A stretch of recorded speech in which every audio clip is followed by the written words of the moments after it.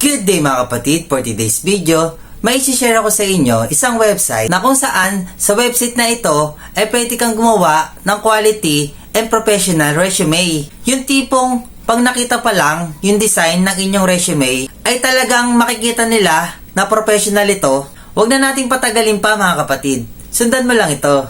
So ito mga kapatid, yung sinasabi ko na website. I-search mo lang itong resumemaker.ai. At dito, sa website na ito, it takes only 5 seconds to create your resume. At kinaganda pa, sa resume builder na ito, ay marami kang themes na pagpipilian.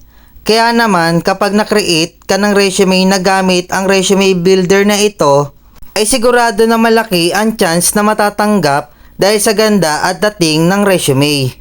Yung tipong parang talagang professional ang datingan ng inyong resume.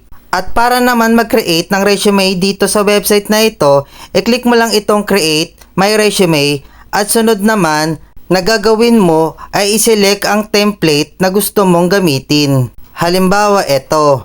Kapag pindot mo ng select, pipilapan mo lang yung mga form. At kapag napilapan mo na ang form at nalagay mo na ang inyong information, ay pwede mo na itong i-download. I-click mo lang ang upload. Ganun lang kadali mga kapatid.